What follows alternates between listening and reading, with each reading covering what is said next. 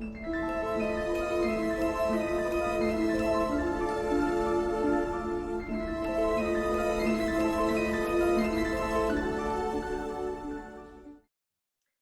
and welcome to the 64 Doors. Today we're going to open door 12. Here we find the prophet, and this archetype is associated with the arts, with music, with dance, with language, with poetry, and above all with human love. We're going to look at this archetype from a human design perspective and a Gene Key perspective.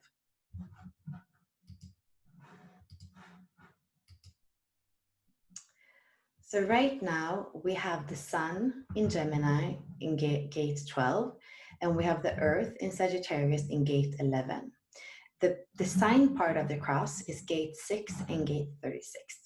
In human design, we call this the right angle cross of Eden when it is in the profile 1-3. So this is a right angle cross. And then we have another cross that would be a 4-1, that is the cross of articulation. And we have a left angle cross, which is either, I think it's a 6-2 cross, which is the cross of education. And you can see that in the right angle cross, we have the 12 and the 11. So these are programming partners. And the 12 is what we're going to explore today, the prophet.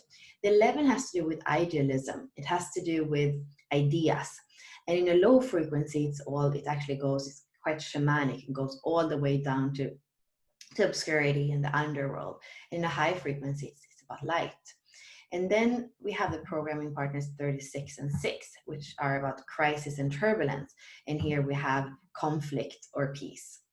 And when we go to the 4-1 or the left angle cross, then we are pairing the 12 and the 11 with the 25 and the 46. And these are both two gates in the G center. The G center is about love, direction, and identity.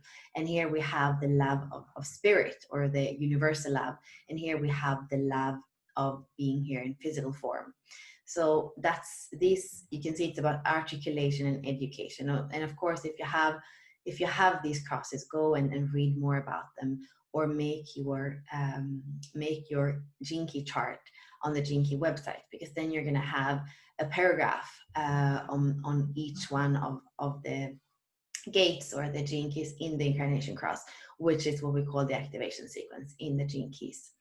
And when we go back and look in the body graph, we see that the 12 comes out of the throat center, and it meets the 22 in the emotional center. We call this channel the channel of openness, a design of a social being. And the reference theme is, yours is a life of passion and of following your feelings. However, your lesson is to wait before you act or speak. The more patient you are, the clearer your emotions can be, and the more powerful your influence. So this is a very much a human design way of seeing it, waiting to be invited or waiting for the emotional wave, which can absolutely be valid. But I just want to make that clear that this is absolutely more of a human design way of looking at what's a projected channel, what is a part of the emotional wave. And we say it's the gate of caution, and people who are naturally cautious about other people understanding them clearly.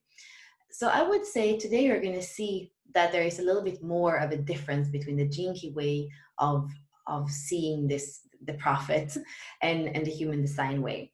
Some of the reference themes that we're using in the 64 Doors for this archetype of the prophet, so they are romanticism, abandon, and influence, because it is very romantic in the sense that it's connected to the emotional center, and it can be in the mood or not to share. So it's important for it to be able to open and share and have actually touch other people. And it also is a powerful, it has discrimination in it, and it is a powerful, the words are powerful once it speaks. The internal motivator is truth. The Achilles heel is the melancholy. There is no one worth telling anything to. That's quite sad. So this is basically, you can say that the 2212 has a lot to do with writing music or poetry, or being a dancer. And if there's nobody to dance for, nobody to write for, it's quite sad, right? You can't really touch anybody. because the 12 cares about that, touching somebody on a deep emotional level. And the positive attributes is the verbal impact, the pure intention, and the heart-centeredness. And let's see, is there anything more? I think we will go right into the gene keys. So here we speak about the pure heart. That's the main thing here. It's not so much about being careful or only speaking when somebody can understand. It's really about the intent, the coming from a pure heart, and the discrimination of that pure heart in other people. And if we are going right into the lower frequencies, so the gene keys are working in a way that we have a frequency band. We don't have a not self. We don't speak about the open center. We don't speak about projected channels that have to wait. We just say everything can function. Everything has a frequency. Everything has vibration that either can be contracted and tense or open and expansive. So the red word is going to be the tense, the fear frequency, which is vanity. That is also connected to, you can see the opposition in the wheel, to obscurity in the 11th gene key. And then the gift frequency is discrimination and idealism.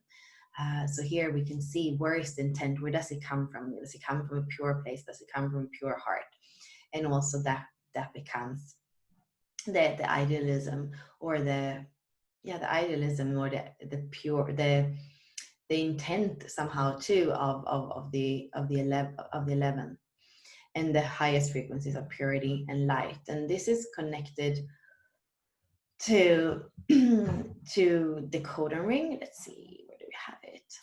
So this is the ring of secrets, but it's also connected to the codon ring of trials. I think we have it, codon ring of secrets. So it's own, but it's also connected to the 33 and the 56. So it is the ring of trials, and the 33 is about forgetting.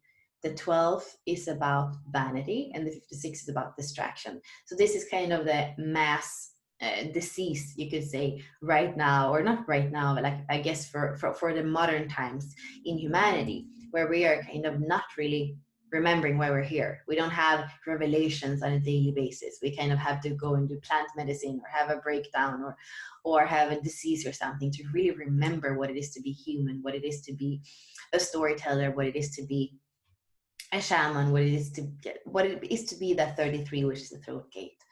And then the 56 is all about distraction. So that's the technology, and that's everything that's distracting us. All these like very fast, everything is very fast right now is a distraction, which is actually making us not really feel into what's enriching us really, and really living through the senses, and feeling the little things, the details and the senses. And it's, I would say, a lot of focus on the visual right now, but we actually have at least 4 or 5 or 6 other senses that are important too. And the 12 is the vanity that can also be a spiritual vanity. So it's not only a superficial vanity, like we say for the 20th gene key, they can be a bit superficial. Here we more have, you can see, well, elitist may be a good word. It's really that thinking or feeling that you're purer than other people, that your intent is you're pure, and kind of being in your own idealism and in your own arrogance somehow, we could say. And so the discrimination of truth is of course then what would dissolve or make us transcend that vanity. So vanity, forgetting, and distraction are these 3 shadow frequencies that are keeping us in a loop where we can't feel the revelation of why we're here really, or the true enrichment of life, or even the true discrimination of the come from both ourselves and other people. If we go into the integral human design, we can see we were looking at the channel right before. So here we call it the channel of passion, which I feel is even more explaining that thing of like the artist, the drama, the music, the expression that we have in this combination, you could say, or this connection between the throat center and the emotional center. And here we speak about possession in the low frequency. And I can feel that too, because I know some artists, some dancers that have this 22 12. And it's easy to kind of be intoxicated by them. And it's almost like with their art, with their music, whatever they're creating, they kind of own you. I can feel that. I can feel into that because it is very moving when it comes from that purity in the throat expression, and it's so deeply connected to the emotional center. And then in a higher frequency, it's passion, because passion doesn't own you in the same way. Passion is just like passion, it's a fire that's there. And then quite beautiful, the highest frequency here, it's called pure grace. Astrology, we're still in Gemini, so mutable air, magician, curiosity and play. And so it's a service to spirit here, and a pursuit of truth and eternal youth. If we go into, well, also the dream arc, the Nightingale, of course, that's the purest song that probably exists almost in this in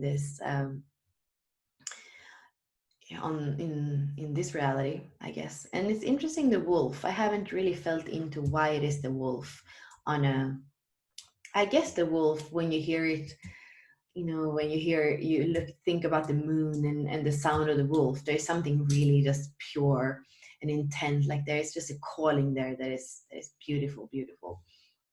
And then this is also what I think is so, so powerful with the 12. So I have the 11, which is the programming partner, which already makes us feel often that it makes us feel a lot into, when we have the programming partner, we have both, you could say, because they're just mirror opposites. And so that's already something. But what I realize is that it's made up, if we look here at the hexagram structure, it's heaven over earth. So in my case, earth is, or the second gene key, earth over earth, is my life's work. And the first gene key, heaven over heaven, is my evolution. So having those as my maybe two main, my personality sun and personality earth, having the 1 and the 2 as my main gene keys, and they are making up the 12, and I have the programming partner of 12. This is something that is really close in my experience of being here.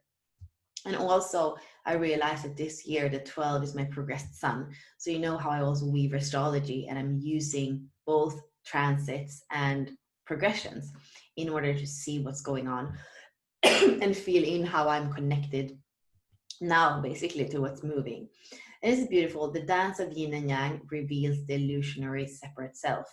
So yin and yang, that's the first and the second gene key, or earth or heaven. And then the illusion has a lot to do with that 11. The idealism is your ideals can also be kind of an illusion. And purity is the beauty of unity. Although discrimination is fresh orientation. I think this is really powerful.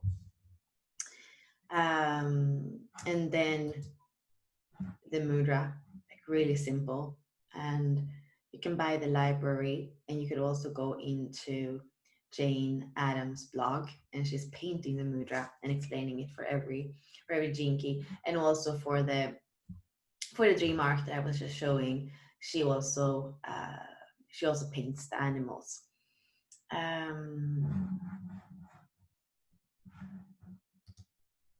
So let's see. Well, this week I would say also to just feel into yin and yang, to just feel into alpha and omega, to just feel into kind of darkness and light, and to feel into your feminine side and your masculine side. It's really a good week to feel into the polarities that are in your experience. And I would say also to feel into contrast.